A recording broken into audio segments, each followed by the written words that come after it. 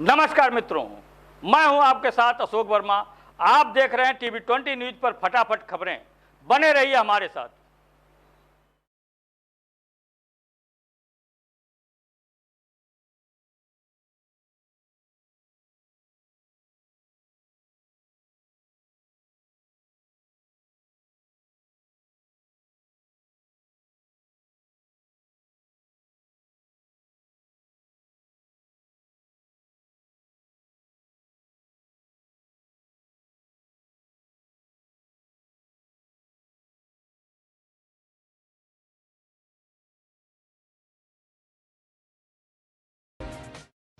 खबर उत्तर प्रदेश की आजमगढ़ से है, जहां जहानागंज के इंस्पेक्टर पर महिलाओं के साथ मारपीट का आरोप लगा है। जिसके बाद ग्रामीणों ने अम्बेडकर पार्क में धरना प्रदर्शन किया है। ग्रामीणों ने बताया कि जहानागंज थाना क्षेत्र के ही गांव में रामाधार राजभर द्वारा अपनी जमीन पर निर्माण कार्य करवाया जा रहा था। इतने में ही जहानागंज पुलिस मौके पर और रामाधार राजभर के घर की महिलाओं को थाने पर लेकर चली गई।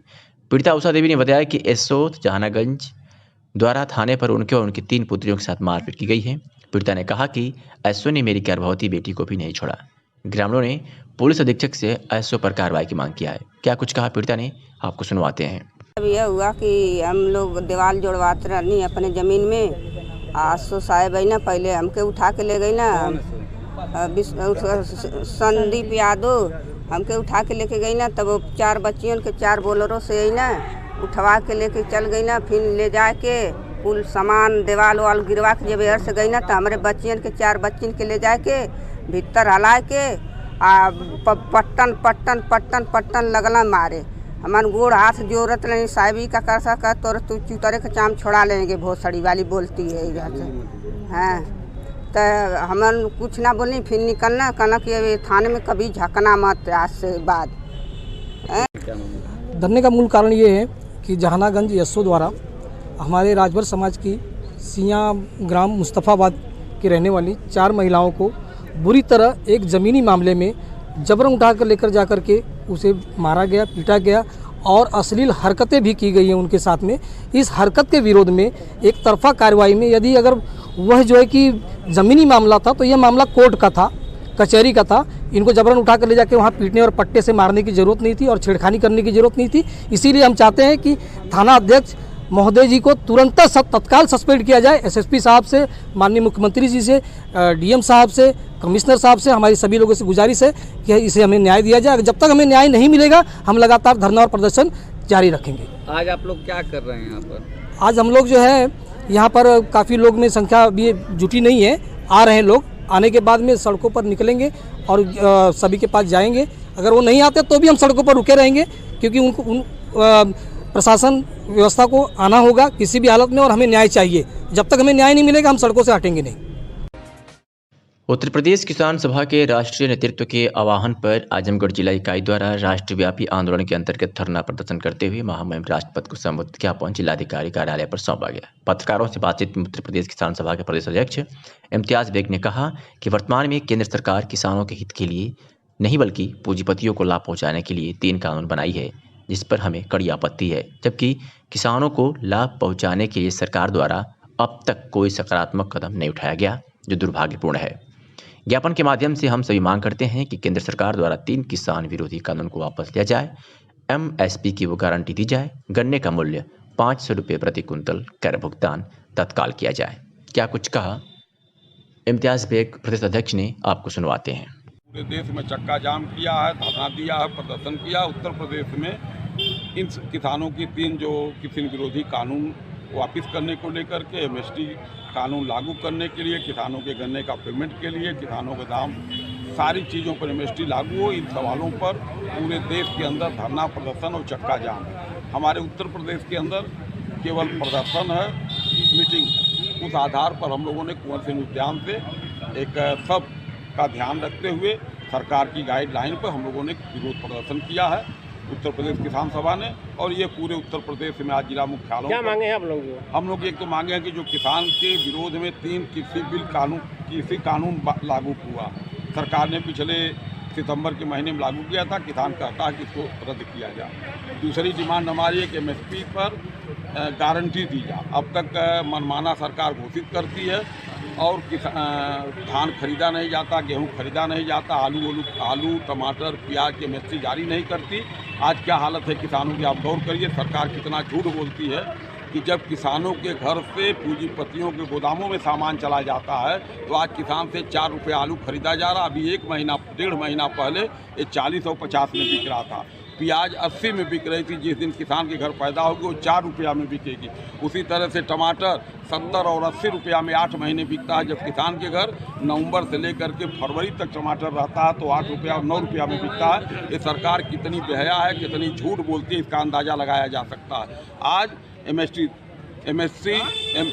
जो है गेहूं धान पर लागू है, लेकिन 900-1100 में धान खरीदा गया और ये सारा धान हरियाणा जा करके गुजरात में राइस मिलों में दराई होती है, उसके बाद किसान की लूट होती है। इसलिए हमारा कहना है कि एमएसपी की गारंटी।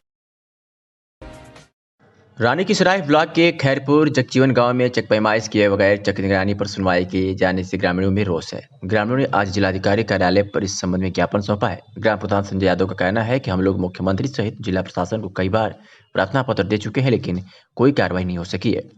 ग्रामीण वर्ष 2003 से इस मामले में गुहार लगाते चले आ रहे हैं, लेकिन सिर्फ कागजी घोड़ा ही दौड़ रहा है, जिसकी वजह से गांव में नाली, चक रोड आदि की कार्यवादित ग्रामीणों के मुताबिक गांव की चकबंदी प्रक्रिया चल रही है। चक निगरानी की सुनवाई होनी बाकी है। गांव में चक अपीलों की सुनवाई करने के पश्चात चकबंदी हल कारण द्वारा मौके की पैमाइश नहीं की गई। कागजात में फर्जी तरीके से सीमांकन होना दिखा दिया गया। आधी अधूरी प्रक्रिया से ग्राम सभा में नाले, चकरोड, जच्चा बच्चा केंद्र, खलियान आदि कई चक्कों में माप दिया गया, जबकि काफ़ी संख्या में किसान अपने चौकों पर कब्जा पाने से आज भी वंचित हैं। ग्रामीण वर्ष 2003 से गुहार लगा रहे हैं, हर बार आश्वासन नहीं मिला है। ग्रामीणों ने जिलाधिकारी को प्रार्थना पत्र चकबंदी प्रक्रिया शीघ्र पारदर्शिता ढंग से पूरी करने की मांग की है। क्या कुछ कहा संजय यादव ग्राम प्रधान ने, आपको सुनवाते हैं। वर्षों से गांव का कागज गायब हो गया है चकबंदी विभाग से, और इस समय हमारे यहाँ निगरानी की सुनवाई की जा रही है, जबकि हमारे गांव में न चकरोट मालूम है, न गांव समाज की ज़मीन मालूम है, और कुछ लोगों का चक भी कम है। हमारी मांग ये है कि डीएम साहब के यहाँ भी एप्लीकेशन दिए, मुख्यमंत्री के यहाँ भी एप्लीकेशन दिए। हमारी मांग ये है कि पहले गांव समाज की ज़मीन और चकरोट आज जिसका कम है उसको नाप के दे दिया जाए, उसके बाद निगरानी की सुनवाई की जाए। और हम सबके यहाँ एप्लीकेशन दे दिए हैं, मेरी कोई सुनवाई नहीं, कोई अधिकारी सुनवाई नहीं कर रहा है। प्रगतिशील समाजवादी पार्टी के नेता पूर्व छात्र संघ अध्यक्ष फूलचंद यादव को किसान चक्का जाम की रणनीति बनाते समय पुलिस ने रोकने के उपरांत उनको अतरौली थाने पर लाया गया। फूलचंद यादव को थाने ले जाने की सूचना पाकर काफी संख्या में किसान तथा उनके समर्थक थाने पहुंच गए तथा उनके साथ थाने पर ही बैठ रहे। बैठक में जिलाधिकारी बुढ़नपुर अरविंद कुमार सिंह तथा क्षेत्राधिकारी महेंद्र कुमार शुक्ला के पहुंचने पर फूलचंद यादव ने महामहिम राजपाल के नाम संबोधित 13 सूत्रीय ज्ञापन उन्हें सौंपा, जिसके बाद उन्हें रिहा कर दिया गया। फूलचंद यादव की मांग थी कि किसान विरोधी कानून सरकार वापस ले, किसान आंदोलन में मृत किसानों को शहीद का दर्जा एवं 25 लाख परिवार को दिया जाए, स्वामीनाथन कमेटी को पूरी तरह से लागू किया जाए, गन्ना किसानों का बकाया भुगतान जल्द किया जाए, गन्ना घटतौली एवं धान खरीद में बिचौलियों को समाप्त कर किसानों को राहत दी जाए, सिकंदरपुर नरियाव मार्ग को तुरंत मरम्मत किया जाए, टोल प्लाजा पर स्थानीय किसानों एवं नागरिकों से टोल टैक्स न लिया जाए, आवारा पशुओं से किसानों को तुरंत राहत दिलाने हेतु उचित प्रबंध कराया जाए, चीनी मिल पर दबाव बनाकर किसानों का गन्ना का होने का बहाना बनाकर खरीद करने से सरकार बच रही है, जिसको रोका जाए, डीजल पेट्रोल के बढ़े दाम वापस लिए जाए, रसोई गैस के दाम प्रति सिलेंडर 200 कम किए जाए, आंदोलन में शामिल किसानों पर दर्ज मुकदमे वापस लिए जाए, जेल में बंद किसानों को तुरंत रिहा किया जाए। क्या कुछ कहा फूलचंद यादव ने, आपको सुनाते हैं। ये जो देश में 3 किसान बिल लाए गए हैं, किसान विरोधी बिल, और किसान यूनियन के आह्वान पर और देश के किसानों के आह्वान पे आज किसानों के समर्थन में चक्का जाम आंदोलन था। हम सैकड़ों साथियों के साथ दरवाजे पर बैठे हुए थे। उसी समय ये जो उत्तर प्रदेश सरकार की तानाशाही पुलिस है, ज़बरदस्ती गिरफ्तार करके हमको थाने लाई है, और जो देश का काला कानून है और किसानों के विनाशकारी ये जो कानून है, जब तक ख़त्म नहीं हो जाएगा तब तक ये देश में आंदोलन चलता रहेगा। और आज पूरे देश में किसानों का चक्का जाम आंदोलन है। उसी के तहत अतरौलिया आजमगढ़ में भी चक्का जाम आंदोलन हम लोग करने जा रहे थे, लेकिन पुलिस ने मनमानी करके आताताई पुलिस ज़बरदस्ती हम लोगों को गिरफ्तार करके थाने लाई है। आज टिकट ने तो मना किया था कि उत्तर प्रदेश और उत्तराखंड उत्तरांचल में धरना प्रदर्शन नहीं होता। ये किसानों के समर्थन में केवल उत्तर प्रदेश उत्तराखंड का मामला है, लेकिन आज पूरे उत्तर प्रदेश में आप पता कर लीजिए, हर जगह किसान आंदोलन। चूँकि ये सुबह सोशल मीडिया पे खबर चली है, तो आजकल लोग दूसरे की भी आईडी लगा करके इस तरह के भ्रम पैदा करते हैं। अब पूरे देश में किसानों के आंदोलन का समर्थन आज पूरे देश में चल रहा है। उसी के तहत अतरौली आजमगढ़ में भी किसान आंदोलन चल रहा है। और जब तक के किसानों का, मैं समझता हूँ ये किसान बिल जो है डेथ वारंट के रूप में किसानों की मौत के मुंह में ढकेलने का यह कानून बनाया गया है। जब तक कानून समाप्त नहीं होगा तब तक देश में यह आंदोलन चलता। उत्तर प्रदेश के आजमगढ़ जिले में लोगों को एक अलग ही नज़ारा वर्षों से देखने को मिल रहा है। भाजपा नेताओं व कार्यकर्ताओं द्वारा इंसानों के साथ ही बेजुबान जानवरों, वंचरों व जलचरों को बराबर आहार उपलब्ध कराया जा रहा है, जो जिले में चर्चा का विषय बना रहता है। क्योंकि आज के युग में लोग इंसान के साथ ही इंसानियत के साथ पेश नहीं आते हैं, तो ये भाजपा नेताओं द्वारा इंसान के साथ ही बेजुबानों को भी आहार उपलब्ध कराना एक नेक पहल मानी जा रही है। आज लगातार 40वें शनिवार को भी जलचर बंदर को आहार उपलब्ध कराया गया, जिसमें भाजपा के नगर उपाध्यक्ष धर्मेंद्र सिंह के नेतृत्व में सोनू यादव, प्रिंस सिंह, विराट सिंह सहित भारी संख्या में इस कार्य में कार्यकर्ता लगे रहे। रामपुर में किसानों ने किसान आंदोलन को गति दिया है, जिसके बाद पुलिस ने बैरिकेडिंग कर इन्हें रोका है। रामपुर बॉर्डर पर पुलिस बैरिकेडिंग, किसान आंदोलन को देखते हुए पुलिस सुरक्षा बल बढ़ाई गई है। रोड पर बैरिकेडिंग और मिट्टी डालकर बंद कर दिया गया है। तस्वीरें आपके सामने है जो रामपुर से है, जहां पर पुलिस ने किसानों के आंदोलन को रोकने का भरसक प्रयास किया है और बैरिकेडिंग कर किसानों को रोकने के भरसक प्रयास पुलिस के द्वारा किए जा रहे हैं। तस्वीरें आपके सामने है, आप देख सकते हैं। लेकिन फिर भी किसानों के दिल में जो जज्बा है उसे देखकर ऐसा लगता है कि किसान कभी पीछे हटने वाले नहीं हैं और वो अपनी मांगों को सरकार से मंगवा करके ही दम लेंगे। आप देख सकते हैं ये तस्वीर रामपुर से है, जो टीवी 20 न्यूज पर आपको हम दिखा रहे हैं। किसानों के आंदोलन को देखते हुए पुलिस ने अपनी सुरक्षा बल बढ़ा दी है और रोड पर बैरिकेडिंग कर और मिट्टी डालकर किसानों के आंदोलन को रोकने का भरसक प्रयास किया है। तस्वीरें टीवी 20 न्यूज के कैमरे में कैद हुई है, जो रामपुर से आपको दिखा रहे हैं। और ये बड़ी खबर है इस वक्त की टीवी 20 न्यूज पर, जो रामपुर से आपको दिखा रहे हैं। एक बार फिर से आपको बता दें कि रामपुर बॉर्डर पर पुलिस बैरिकेडिंग की गई है। किसान आंदोलन को देखते हुए पुलिस सुरक्षा बल बढ़ाई गई है और रोड पर बैरिकेडिंग कर मिट्टी डालकर किसानों के आंदोलन को रोकने की पुलिस के द्वारा भरसक कोशिश की जा रही है। लखनऊ से खबर है, राज्यपाल आनंदीबेन के साथ मुख्यमंत्री योगी आदित्यनाथ ने शनिवार राजभवन में प्रादेशिक फल, शाक भाजी तथा पुष्प प्रदर्शनी का उद्घाटन किया। 3 दिवसीय प्रदर्शनी जनता के लिए भी खोली गई है। राजभवन के लॉन में आज से शुरू हुई इस प्रदर्शनी में जौनपुर की विशाल मूली के साथ प्रदेश के हर जिले के प्रख्यात फल, सब्जी तथा पुष्प को रखा गया है। राज्यपाल और मुख्यमंत्री ने आज उद्घाटन समारोह में हर स्टॉल का जायजा लिया। 8 फरवरी तक चलने वाली इस प्रदर्शनी में राज्य भर के नामचीन किसान, कृषि विशेषज्ञ तथा फल उत्पादक भी पधारेंगे। इस दौरान फल तथा सब्जी के प्रयोग से बनने वाले अचार, सॉस तथा जैम के निर्माण का आसान तरीका भी लोगों को बताया जाएगा। मुख्यमंत्री योगी आदित्यनाथ ने इस अवसर पर कहा कि किसानों को आमदनी को दोगुना करने और लागत का 1.5 गुना दाम देने के लिए लागत को कम करके उत्पाद को बढ़ाना और कृषि के विविधीकरण की ओर ध्यान देना जरूरी है। जो फेस्टिवल हुआ था उसका उद्घाटन मैंने वर्चुअली झांसी में किया था।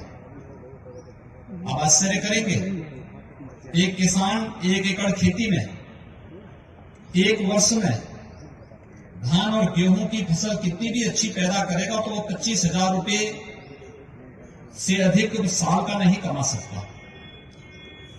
लेकिन स्ट्रॉबेरी में 1.5 एकड़ क्षेत्र में उस किसान ने 40 लाख का उत्पादन स्ट्रॉबेरी का किया और 40 लाख का उत्पादन करने के बाद जब मैंने पूछा लागत कितनी, उन्होंने कहा 6 लाख रुपए लागत है, यानी नेट प्रॉफिट 34 लाख का। आप अनुमान कर सकते हैं कि 1.5 एकड़ खेती में 34 लाख का स्ट्रॉबेरी का नेट प्रॉफिट कमाने वाला किसान परिवार आखिर समृद्ध क्यों नहीं होगा? उसकी समृद्धि के पीछे उसकी सोच है, उसका परिश्रम है। ऐसे ही सुल्तानपुर के हमारे एक किसान ने ड्रैगन फ्रूट की खेती करनी प्रारंभ की। ड्रैगन फ्रूट के लेकर के जो मेरे पास आया था, तो ड्रैगन फ्रूट को लेकर के आने के बाद उसने मुझसे चर्चा की कि मैं चाहता हूं कि इसका नाम, अब चूंकि इसका उत्पादन उत्तर प्रदेश में भी हो रहा है, तो मैं इसका नाम भी बदलना चाहता हूं फल का। लेकिन मुझे प्रसन्नता है कि यहां हम लोग इससे पहले निर्णय ले पाते। हमारे गुजरात प्रांत के कच्छ के किसान ने इसका नाम बदल करके अपना अलग नाम रख दिया है। तो कमलम नाम का एक नया जो फ्रूट है, जो ड्रैगन फ्रूट है, यह अब हमारे सामने है। यहाँ के किसानों ने, बाराबंकी के किसानों ने, और अगर मैं बताऊं तो चंदौली के अंदर वहां के हमारे किसानों ने एक ब्लैक राइस के नाम पर एक नया राइस पैदा किया। 700 रुपए किलो मार्केट में उसका दाम मिल रहा है। ये एक नया चेंज है, और इस नए चेंज के साथ अगर हम लोग चलेंगे तो कई गुना आमदनी बढ़ाने की क्षमता खेती किसानी में आज भी है, और हमारा सामर्थ्य और हम अपनी क्षमता के रूप, अपने परिश्रम के रूप मुनाफा कमा करके खुशहाल हो सकते हैं और देश की खुशहाली में अपना योगदान दे सकते हैं। और ये खबर उत्तर प्रदेश के संगम नगरी प्रयागराज से है, जहां फिल्म अभिनेता राजपाल यादव पहुंचे हैं और आस्था में इन्होंने संगम नगरी में संगम में डुबकी लगाई है। तस्वीरें आपके सामने हैं, आप देख सकते हैं कि किस तरीके से राजपाल यादव डुबकी लगाते हुए नजर आ रहे हैं और जयकारा भी लगाते हुए नजर आ रहे हैं। काफ़ी उत्साह है राजपाल यादव के मन में। तस्वीरें आपके सामने जो टीवी 20 न्यूज़ पर आपको दिखा रहे हैं। खबर संगम नगरी प्रयागराज से है। दूसरी तस्वीर में देखा जा सकता है हाथों में फूल लेकर के राजपाल यादव खड़े हैं, साथ में कोई एक और व्यक्ति है उनके साथ। फूल लेकर राजपाल यादव ईश्वर को याद कर रहे हैं। शायद इनके मन में एक बात कही जा सकती है कि कोरोना को लेकर के भी इन्होंने मन्नतें मांगी है और जल्द कोरोना से मुक्ति दिलाने के लिए ईश्वर से प्रार्थना की है। तस्वीरें आपके सामने आप देख सकते हैं टीवी 20 न्यूज़ पर, जो प्रयागराज संगम नगरी से आपको दिखा रहे हैं। तो ये खबर, एक्सक्लूसिव खबर, तस्वीरें टीवी 20 न्यूज़ के कैमरे में कैद हुई है जो प्रयागराज से आ रही है, आप देख सकते हैं। तो वहीं तीसरी तस्वीर में आपको देख सकते हैं कि किस तरह से हाथ में जल लेकर के राजपाल यादव भगवान को याद कर रहे हैं और काफ़ी लोग भी उनके साथ में लगे हुए हैं। तो बड़ी खबर इस वक्त की प्रयागराज से टीवी 20 न्यूज़ पर, तस्वीरें कैमरे में कैद हुई है। उत्तर प्रदेश के कानपुर नगर से एक बड़ी खबर आ रही है, जहां 18 मार्च को नजीराबाद थाना क्षेत्र के कोका कोला चौराहे से गिरफ्तार पत्रकार सुगर सिंह के मामले में मानवाधिकार आयोग की जांच टीम 8 फरवरी को कानपुर पहुंचेगी और 12 फरवरी तक जांच करेगी। पत्रकार सुगर सिंह ने बताया कि कानपुर के नजीराबाद थाने पर तैनात एसओ मनोज रघुवंशी द्वारा मेरे ऊपर फर्जी तरीके से मुकदमा दर्ज कर उन्हें जेल भेज दिया गया था। सुगर सिंह ने गंभीर आरोप लगाया कि इसमें मुख्य भूमिका आईजी कानपुर मोहित अग्रवाल व डीआईजी आनंद देव की है। ये दोनों मेरा एनकाउंटर करवाना चाहते हैं। उन्होंने आरोप लगाया कि जेल से बाहर आने के बाद उन्होंने जब फर्जी फंसाए जाने की शिकायत की तो रिवाल्वर की वेलिस्टिंग जांच के लिए पत्र लिखा, तो मेरी रिवाल्वर डीएम इटावा को पत्र भेजकर निरस्त करवा दी। उन्होंने कहा कि मानवाधिकार आयोग की टीम की जांच करने से अब उन्हें न्याय की उम्मीद जगी है। क्या कुछ कहा पत्रकार सुगर सिंह ने, आपको सुनवाते हैं। ये राष्ट्रीय मानवाधिकार आयोग की जो टीम आ रही है, ये मेरे खिलाफ जो है फर्जी मुकदमा दर्ज किया गया था कानपुर में नजीराबाद में। मनोज रघुवंशी इंस्पेक्टर द्वारा मेरे ऊपर 2 फर्जी मुकदमे लगा करके मुझे जेल भेज दिया गया था। उसके संबंध में ये टीम, आयोग की टीम जो है जांच करने आ रही है। ये उस समय मनोज रघुवंशी जो है कानपुर में नजीराबाद इंस्पेक्टर थे, इस समय आजमगढ़ में तैनात हैं, और इन्होंने मेरे मुकदमे के विरोधियों से कह करके जो है, इन्होंने रिश्वत लेकर के, मोटी रकम लेकर के, मेरे जिनसे मुकदमेबाजी चल रही है उन लोगों से मोटी रकम लेकर के इन्होंने मेरे खिलाफ 2 फर्जी मुकदमा दर्ज करके जेल भेज दिया गया था। और इसमें डीआईजी आनंद देव और आईजी कानपुर मोहित अग्रवाल का भी पूरा हाथ है। और इन दोनों लोगों ने और मेरे मुकदमे के अभियुक्तों ने, ये सभी लोगों ने मिलकर के साजिश करके मुझे फर्जी तरीके से गिरफ्तार किया। एसओ ने मुझे व्हाट्सएप पे कॉल करके बुलाया था, मैं डीजीपी से मिलने गया था। मेरा डीजीपी से 18 मार्च का अपॉइंटमेंट था और मुझे साजिश के तहत बुला करके और गिरफ्तार करके जेल भेज दिया गया था। तो माननीय आयोग द्वारा उसी का स्थलीय निरीक्षण करने के लिए 8 फरवरी से 12 फरवरी 4 दिन के लिए टीम कानपुर जांच करने के लिए आ रही है, और मुझे पूरा उम्मीद है कि मुझे अब न्याय मिलेगा और मेरे खिलाफ जो साजिश की है, जो दोषी हैं, इनको सजा मिलेगी। इस खबर के प्रायोजक हैं Azamgarh public school. Azamgarh public school ने कोरोना के चलते इस बार भी नहीं बढ़ाई फीस। यही नहीं, एक साथ पूरी फीस जमा करने पर आपको मिलेगी 5% की छूट, और एक ही माँ बाप के 2 से ज्यादा बच्चे इस स्कूल में हैं तो बड़े बच्चे को फीस में मिलेगी आपको अतिरिक्त छूट। बोर्ड परीक्षा में शानदार प्रदर्शन कर 95% अंक लाने वाले बच्चों को 11वीं के दाखिले में 25% की छूट मिलेगी। आजमगढ़ पब्लिक स्कूल शानदार बोर्ड रिजल्ट के साथ कीर्तिमान स्थापित कर रहा है, तो फिर देर क्यों? अपने बच्चों के उज्जवल भविष्य के लिए आज ही आजमगढ़ पब्लिक स्कूल में दाखिला कराएं और दें अपने बच्चों को एक नई उड़ान। हमारा पता है निकट कोटिला, शंकरपुर चेक पोस्ट, आजमगढ़।